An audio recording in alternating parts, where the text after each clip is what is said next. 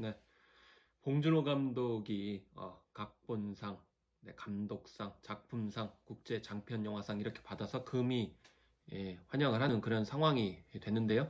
정말 뭐 거의 미친 듯이 봉준호 감독에 관련된 기사들이 쏟아져 나왔습니다. 정말 다양한 기사들이 나왔는데 정말 이렇게까지 관심이 많았나 싶을 정도로 많은 아이템들이 보도가 됐습니다. 근데 그 가운데서도 좀 눈길을 끌었던 것이 이 봉준호 감독의 뭐 박물관이라든지 아니면 또 기념관을 만들겠다, 심지어는 동상을 만들겠다, 이런 공약들이 쏟아져 나왔습니다. 아무래도 지난 뭐 기간 동안에 많은 관심이 불러일으킨 것이 아카데미상에서 수상을 하게 되면서 폭발했다 이렇게 볼 수가 있겠는데, 그 미술관 포함해서 뭐 다양한 그런 박물관, 기념관, 명소화 작업들이 이제 많이 공약으로 나왔는데, 그 공약이라는 건 결국에는 어디서 나오는 거죠?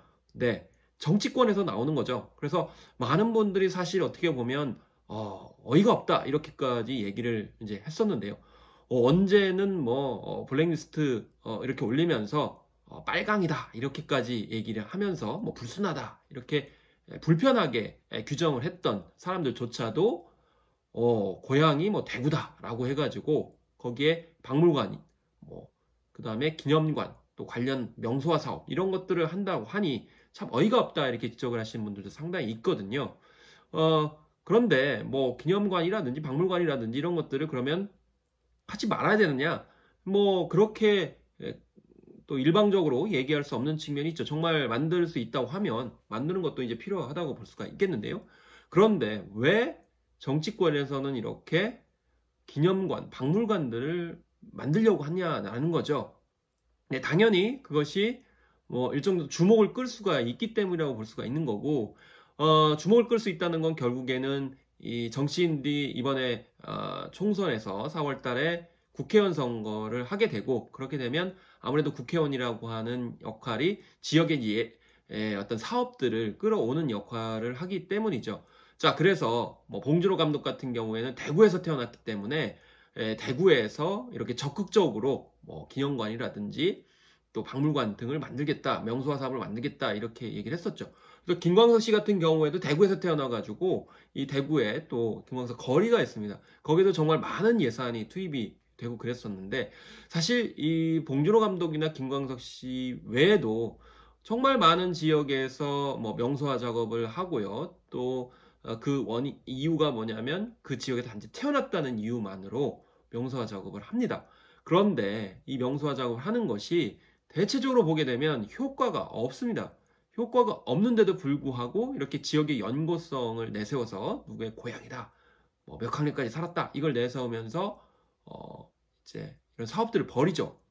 근데 효과는 별로 없어요. 많은 사람들이 처음에는 관심을 갖지만 잘 가지 않게 됩니다. 일단 컨텐츠가 이제 많이 부족하고, 또 장기적으로 지속화될 수 있는 그런 프로그램들이 매우 결핍돼 있죠. 그런 것들이 반복됨에도 불구하고 이런 지역 연고성을 내세워가지고 유명인들, 셀럽들의 그런 명소화 작업들이 벌어지게 되고, 특히 박물관이나 뭐 미술관 같은 경우는 많은 재정이 들어가게 되는데도 이런 부실화가 분명히 예견되는데도 불구하고 사업이 추진된다는 겁니다.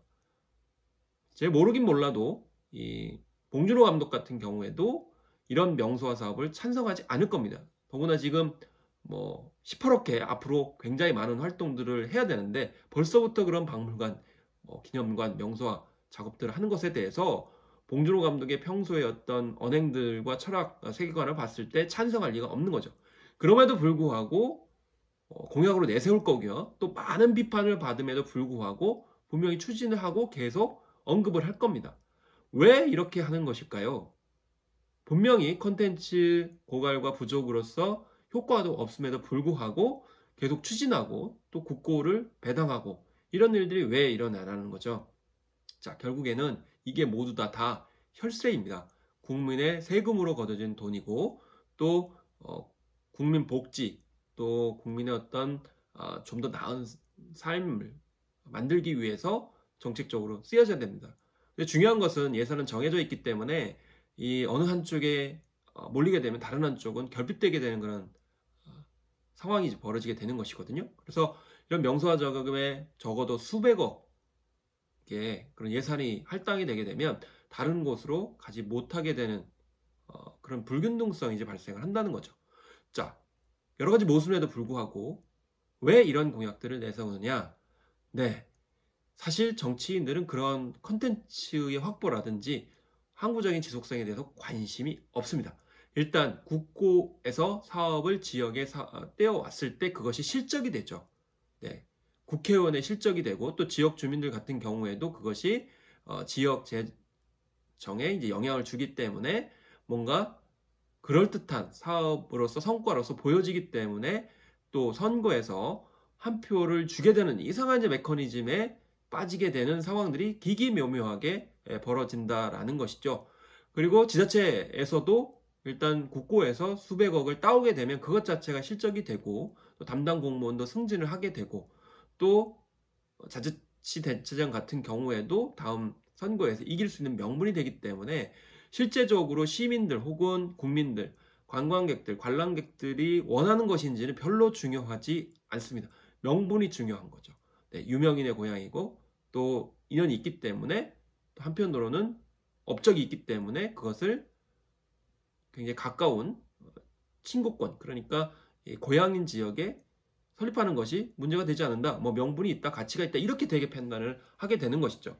지금까지의 관행은 이렇게 됐었고, 그럼에 따라서 국민들이 원하지 않고 심지어는 본인도 원하지 않고 또 관람객들도 별로 원하지 않은 콘텐츠들이 수백억 원에 수천억 원에 혈세를 쓰여가지고 공중에 날아가고 길바닥에 뿌려지는 일들이 반복되고 있습니다.